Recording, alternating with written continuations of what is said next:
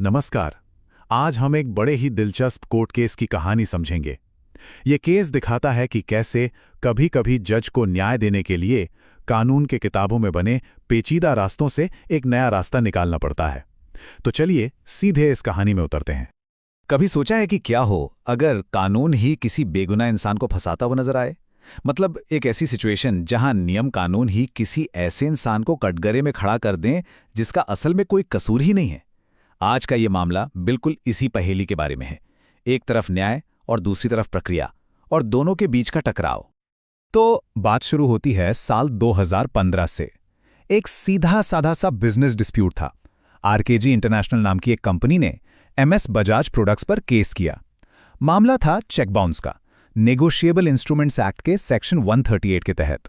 मतलब ऐसा केस जो बिजनेस की दुनिया में रोज सुनने को मिलता है। तो केस में 3 आरोपी बनाए गए। पहला तो फर्म खुद यानी एमएस बजाज प्रोडक्ट्स, और फिर 2 लोग, विवेक बजाज और निशांत बजाज।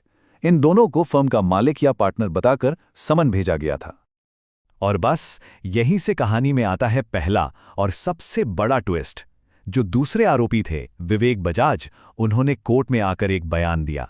उन्होंने कहा, एमएस बजाज प्रोडक्ट्स एक प्रोप्राइटरशिप फर्म है और मैं उसका अकेला मालिक यानी प्रोप्राइटर हूं। अब ये सुनने में तो एक छोटी सी बात लगती है ना, लेकिन कानून की दुनिया में इस एक लाइन ने सब कुछ बदल दिया।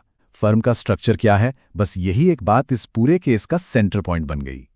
तो ये सोल प्रोप्राइटरशिप आखिर होती क्या है? देखिए, ये बिजनेस का एक ऐसा स्ट्रक्चर है जहां कानून की नज़रों में मालिक और उसका बिजनेस ये दो अलग अलग चीजें नहीं हैं। कानून उन्हें एक ही मानता है। और इसका सीधा सा मतलब ये है कि अगर बिजनेस से कोई भी चूक होती है तो उसकी जिम्मेदारी सिर्फ और सिर्फ मालिक की होती है, किसी और की नहीं। इसे विकेरियस लायबिलिटी कहते हैं, तो यहां लागू ही नहीं होती। तो अब सवाल ये था कि अगर विवेक बजाज जी अकेले मालिक हैं, तो फिर निशांत बजाज को इस केस में आरोपी कैसे बनाया जा सकता है? कानूनी तौर पर तो वो जिम्मेदार हो ही नहीं सकते। तो अब मामला तो शीशे की तरह साफ लग रहा है।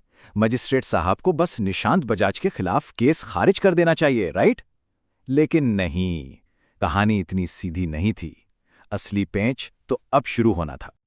असल दिक्कत निशांत बजाज की बेगुनाही साबित करना नहीं थी, बल्कि दिक्कत थी मैजिस्ट्रेट की अपनी शक्तियों की। एक कानूनी सवाल खड़ा हो गया था। क्या एक मैजिस्ट्रेट एक बार समन जारी करने के बाद अपने ही उस आदेश को वापस ले सकता है? देखिए, क्रिमिनल प्रोसीजर कोड के हिसाब से जो ऐसे समन केस होते हैं, उनमें रूल बुक ये कहती है कि अगर एक बार आरोपी को समन चला गया तो फिर ट्रायल को उसके अंजाम तक पहुंचाना ही होगा। मतलब मैजिस्ट्रेट बीच में केस बंद नहीं कर सकते, उन्हें पूरा मुकदमा चलाना ही पड़ता है। और इस पूरी सिचुएशन को और भी ज्यादा उलझा दिया खुद सुप्रीम कोर्ट के 2 अलग अलग फैसलों ने। सोचिए, जब देश की सबसे बड़ी अदालत से ही 2 अलग अलग तरह के निर्देश आएं, तो एक निचली अदालत का जज क्या करे? तो ये टकराव था क्या? एक तरफ था अदालत प्रसाद केस का फैसला, जो 3 जजों की बेंच ने दिया था। ये फैसला कहता था कि मजिस्ट्रेट एक बार जारी किया हुआ समन वापस नहीं ले सकते, ट्रायल तो चलाना ही पड़ेगा। और दूसरी तरफ था भूषण कुमार केस का फैसला, जो 2 जजों की बेंच का था, और ये कहता था कि अगर किसी के खिलाफ कोई केस बनता ही नहीं है तो मजिस्ट्रेट को उसे बरी करना ही होगा। 2 बिल्कुल उल्टी बातें। अब हमारे लीगल सिस्टम में एक नियम है, जब 2 बेंच के फैसलों में टकराव हो तो जो बड़ी बेंच का फैसला होता है वही माना जाता है। यहां अदालत प्रसाद वाला फैसला 3 जजों का था, यानी बड़ी बेंच का, तो टेक्निकली मजिस्ट्रेट को वही मानना था। ऐसा लग रहा था कि उनके हाथ बिल्कुल बंधे हुए हैं। पर कहते हैं ना, जहां चाह वहां राह। इस केस के मजिस्ट्रेट ने भी हार नहीं मानी। जब सीधे रास्ते बंद दिखे तो उन्होंने एक साइड पाथ, एक जुगाड़, एक क्रिएटिव रास्ता खोजना शुरू किया। एक ऐसा रास्ता जो कानून के दायरे में भी हो और जिससे इंसाफ भी हो सके। और वो रास्ता मिला कहां? चेक बाउंस मामलों के स्पेशल कानून में ही, नेगोशिएबल इंस्ट्रूमेंट्स एक्ट के सेक्शन 143 में। इस सेक्शन में सिर्फ 2 शब्द हैं जो बहुत ज्यादा मायने रखते हैं। यथासंभव लागू होंगे। बस यही 2 शब्द वो चाबी थे जिससे ये पूरा कानूनी ताला खुलने वाला था।